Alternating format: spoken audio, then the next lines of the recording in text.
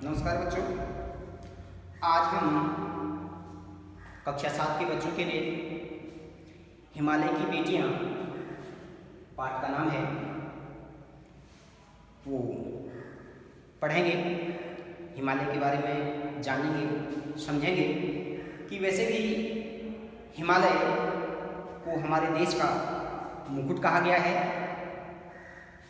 ऐसा यदि प्रातःकालीन वेला में हम जब हिमालय की तरफ, जो पहाड़ी क्षेत्र के लोग हैं जहाँ से हिमालय साफ साफ दिखाई देता है, उन लोगों ने कभी इस दृश्य का आनंद लिया हो या इस दृश्य को देखा हो तो ऐसा प्रतीत होता है कि मानो हिमालय एक श्वेत चादर ओढ़ करके बैठा हुआ है, सोया हुआ है। अलग अलग आकृतियाँ उसकी, हमें ये सारी चीज़ ऐसा हमें प्रतीत होता है इस दृश्य को देख करके।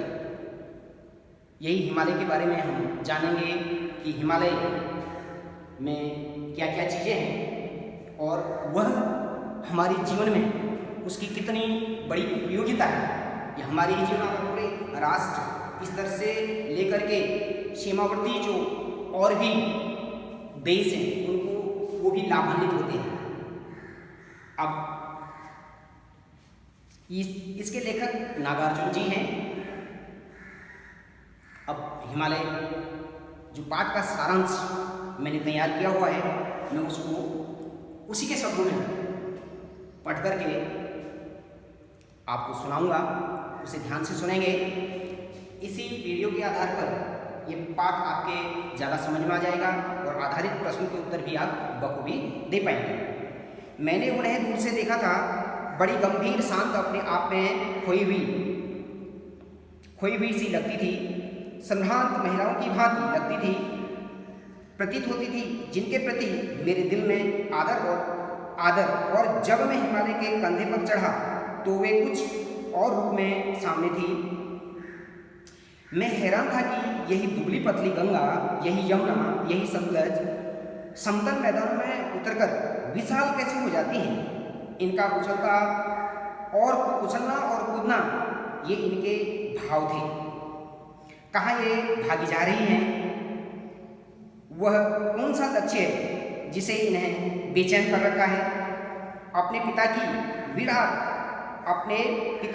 विराट प्रेम पाकर भी अगर इनका हृदय अतृप्त ही रहा तो वह कौन होगा जो इनकी प्यास मिटा सकेगा? बर्फ जली नंगी पहाड़ियाँ, छोटे छोटे पौधे से भरी घाटियाँ, मधुर अतिथिकाएँ, सरसब्ज उपत्यकाएँ, शायद इनका लीला निवेदन खेलते खेलते जब ये जरा दूर निकल जाती हैं तो देवदार, चीड़, सरो, चिनार, सफेद वेल के जंगलों में पहुंचकर शायद इन्हें बीती बातें याद आ जाती हैं।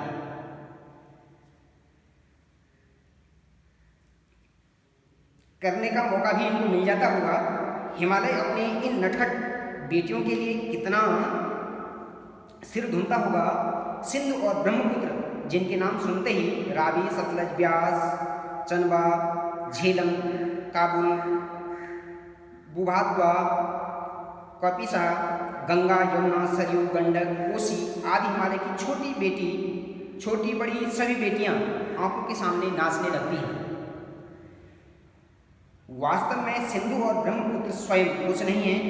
हिमालय के दिल की एक एक बूंद न जाने कब से इकट्ठा होकर इन दो महानदियों के रूप में समुद्र की ओर प्रवाहित होती रही है।